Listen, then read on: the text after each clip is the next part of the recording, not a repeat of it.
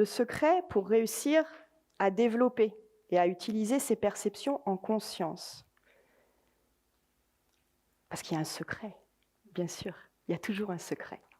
Et ce secret, je vais vous le partager. C'est... Ouh, ça marche plus d'un seul coup.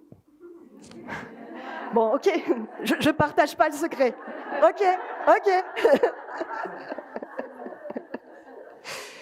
Moi, je fais ce qu'on me dit, alors je suis désolée, on me dit que je ne peux pas vous partager le secret. Alors, je vais faire un détour, parce qu'on a vu tout à l'heure qu'en faisant un détour, merci Emmanuel, on arrive parfois quand même au même endroit. Donc, le détour que je vais vous proposer, c'est que, malheureusement, quand on parle de médiumnité, d'éveil spirituel, de choses comme ça, heureusement, vous allez trouver beaucoup de choses sur Internet. Ça, c'est la bonne nouvelle. Mais malheureusement, vous allez trouver beaucoup de gens qui, finalement, vous présentent leur façon à eux de faire. Telle ou telle personne va vous expliquer comment elle développe son intuition ou comment elle canalise. Je dis elle, parce que c'est souvent des femmes, mais ça peut être il aussi. Voilà, si je repense à ce chaman toltèque que j'ai suivi pendant un moment, bon, il avait un protocole très précis, il fallait mettre des bougies, il fallait s'adresser au nord, au sud, à l'est, etc. Il fallait prononcer tout un tas de mots dans une langue qui n'était pas la mienne, en l'occurrence. Donc vous allez trouver comme ça beaucoup de propositions de rituels. Et le problème avec ça, c'est que ça marche pour ces personnes-là. Bien sûr, hein, ces personnes-là sont tout à fait honnêtes et authentiques dans leur démarche, mais ça ne va pas forcément marcher pour vous. Et alors là, vous allez vous dire, en fait, moi je ne suis pas médium, c'est pas pour moi ces trucs-là, ça ne marche pas. Et pire, si vous n'avez jamais suivi aucune formation famille épanouie, vous allez même vous culpabiliser, en vous disant, je suis vraiment qu'une grosse nulle, ça marche pour tout le monde sauf pour moi. Mais bon, heureusement, comme vous êtes là, je sais que déjà, vous n'allez pas passer par cette étape-là, mais vous allez être un peu frustré, parce que ça ne va pas marcher. Donc le secret, je le retente, le secret, c'est de vous construire votre rituel unique à vous. Et évidemment, c'est ce que je fais avec mes élèves dans l'école des médiums. Et les 5 cordes, on va dire, que je vous invite à tisser pour construire votre rituel unique, c'est d'abord la corde du calme. Parce que si vous intellectualisez toute cette démarche, ça va être uniquement le mental qui va travailler. Et le mental, ça va être le premier qui va vous dire, dès que vous avez eu la moindre expérience, la moindre connexion, la moindre intuition, le mental va venir vous dire « Non, mais en fait, c'était n'importe quoi.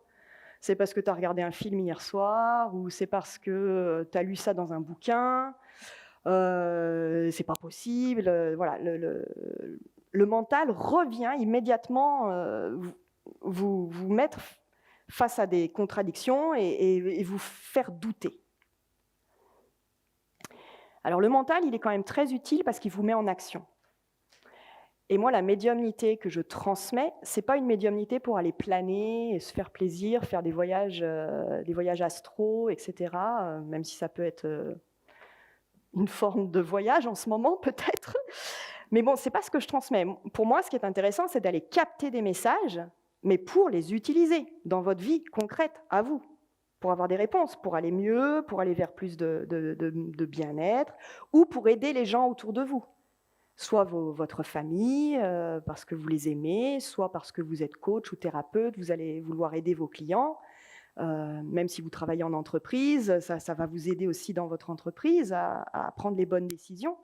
Donc c'est pour ça que c'est intéressant d'aller capter ces messages. C'est pour les réutiliser. Donc le mental, il est utile pour vous mettre en action, mais pas s'il intervient trop tôt et qu'il vous fait douter. D'où l'importance de vraiment tisser par des exercices, des pratiques, cette première corde du calme. Cette première corde du calme, elle vous permet aussi d'ouvrir le canal et de le refermer en conscience. Parce que ce qui se passe, c'est que pour beaucoup de personnes, il y en a peut-être là dans la salle, quand on en est au début, c'est ce que moi j'ai vécu en tout cas, on capte n'importe quand, n'importe comment. Et puis, on n'est pas forcément prêt. Je me rappelle une fois, j'étais dans un bus, une amie me racontait quelque chose, et j'ai capté des choses à ce moment-là dans le bus. C'était juste pas possible pour moi, dans le bus, comme ça, de faire passer le message. Il y avait plein de monde. C'était juste pas possible pour moi. Donc, j'ai appris à calmer mon mental pour faire que c'est quand je choisis le moment que j'ouvre le canal et je le referme. Comme ça, je suis tranquille. Donc ne vous inquiétez pas, vous pouvez venir me parler pendant les pauses. Je ne vais pas capter tout un tas de trucs sur vous. D'accord ? Rassurez-vous. Donc première corde, le calme. La deuxième corde, c'est la vibration. C'est comme dans la vraie vie, hein, c'est pas compliqué. Dans la vraie vie, si vous avez si vous vous sentez bien dans votre vie, si vous avez un sourire sur les lèvres, si vous êtes plutôt optimiste, eh bien vous allez rencontrer des belles personnes, des gens qui vont avoir plaisir à venir échanger avec vous. Alors que si vous êtes tout ronchon, vous êtes tout le temps en colère, vous râlez sur tout, il va vous arriver plein de comment on le dit poliment, plein d'embêtements. C'est comme dans la vraie vie. Donc, quand on travaille avec l'invisible, quand on développe ses perceptions, c'est pareil, c'est hyper important de travailler sa vibration pour être en vibration haute.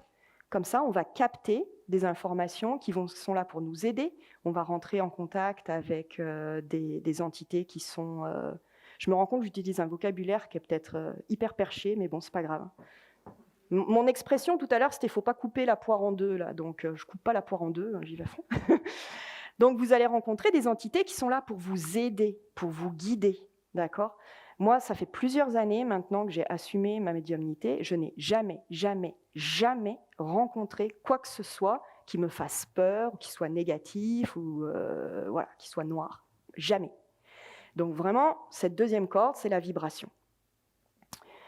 La troisième corde, qui est très importante, c'est celle de la communauté.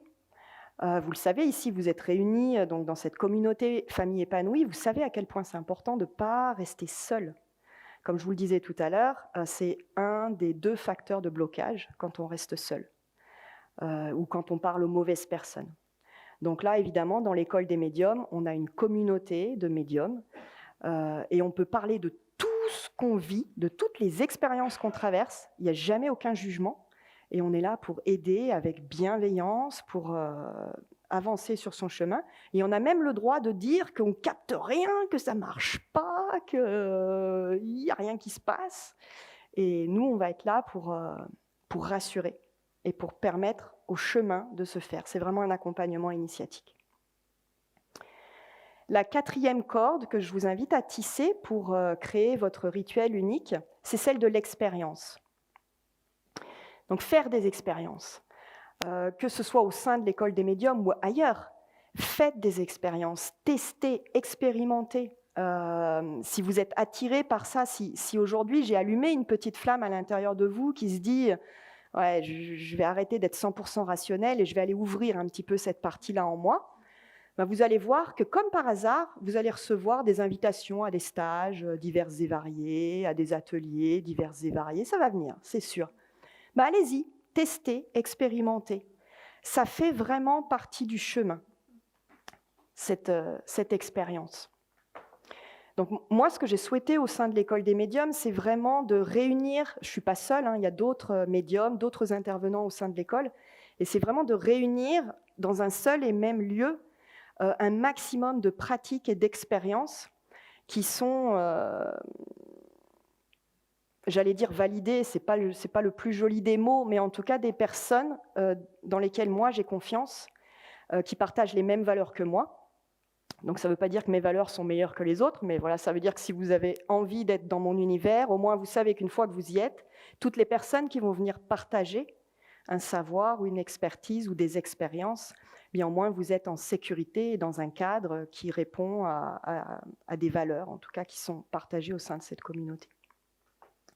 Mais faites des expériences, mais en même temps sans tomber dans l'écueil qui est de tester plein de trucs tout le temps, partout, sans aucune guidance, sans aucun cadre, qui fait qu'au final, on se retrouve épuisé. Et puis, surtout, ça nuit gravement à la confiance en soi. Parce que quand on teste plein de trucs partout et qu'il n'y a pas de suivi d'un atelier à l'autre, qu'on n'est pas accompagné, le risque, c'est ça, c'est que quand ça ne marche pas, on se dit, en fait, je ne suis pas faite pour ça ne marche pas, j'y arrive pas, et on laisse tomber. Et c'est vraiment dommage, parce qu'il y a des trucs, oui, ça ne marche pas pour vous, mais il y a autre chose qui va marcher pour vous. Et ce qui compte, ce n'est pas que tout fonctionne, mais c'est que vous retrouviez ce savoir ancestral qu'il y a forcément à l'intérieur de vous. Moi, je parle avec les morts, mais pour vous, ça peut être autre chose. La médiumnité, comme je le disais, c'est vraiment au sens large d'être canal. Donc, il y a plein de moyens d'expression de cette médiumnité. La phrase que je viens de prononcer, mais il y a 1 an, jamais j'aurais pu prononcer ça en restant stoïque. Il faut se féliciter aussi du chemin parcouru. Et la 5e corde, c'est celle de la posture. Et la posture, elle me tient particulièrement à cœur, parce que là aussi, sur Internet ou dans la vraie vie, vous allez trouver énormément de gens complètement perchés qui vont vous proposer des choses extraordinaires, mais sans aucun cadre, et qui vont vous laisser tout seul après vos expériences perchées, et vous allez dire « je fais quoi, moi, avec ça ?» Et ça, c'est un risque qui est vraiment énorme. Il y a des personnes même qui deviennent un peu addictes à ça et en fait qui ont besoin d'aller plus loin dans l'expérience, d'aller plus loin dans le voyage, d'aller contacter des esprits de lumière, je ne sais pas quoi, et qui n'arrivent plus à vivre leur vie matérielle. On est quand même là pour vivre notre vie de maman, de papa, même si on n'est ni maman ni papa, notre vie en tout cas d'être humain sur Terre et d'avancer et d'être heureux juste dans notre vie actuelle. Donc, comme je vous le disais tout à l'heure, l'idée c'est d'aller chercher des informations, mais pour nous aider dans notre vie actuelle. Et donc la posture que je vous invite à travailler dans cette 5e et dernière corde pour construire votre rituel unique, c'est d'avoir cette posture que j'incarne là peut-être avec ma position, mais c'est où on est debout, on est ancré, on est connecté, terre-ciel, mais là je suis bien là, je suis bien avec vous, je vous vois, je vous entends, et je peux capter d'autres trucs en même temps, mais je reste là, dans l'animation de cette conférence. Et cette posture, elle est hyper importante. Et elle va vous permettre aussi, petit à petit, d'oser aider les gens autour de vous. Et ça ne sera plus au moment du repas familial, au moment du café. « Ah ouais, tiens, Céline, si tu nous faisais ton truc un peu bizarre, ça serait sympa au moment du café. » Ben non, moi je ne fais pas mes trucs bizarres au moment du café. Par contre, si tu as une vraie question, si tu veux que je t'aide, je prends mon oracle, l'oracle des couleurs par exemple. Je prends mon oracle préféré, on se prend un temps où je vais m'installer en posture de consultation et je vais t'aider à répondre à ta question. Et puis après, on va fermer ce temps et puis on va revenir aux fêtes familiales. C'est un exemple pour illustrer que je vous donne là, mais cette posture, elle est hyper importante. Ça vous permet de ne pas vous laisser envahir et puis ça vous permet aussi de choisir les moments où vous êtes en consultation ou pas. Donc ça, ce sont les 5 cordes que nous apprenons à tisser au sein de l'école des médiums pour créer ensuite votre rituel unique. Et ce rituel unique, c'est ce qui vous permet d'être complètement aligné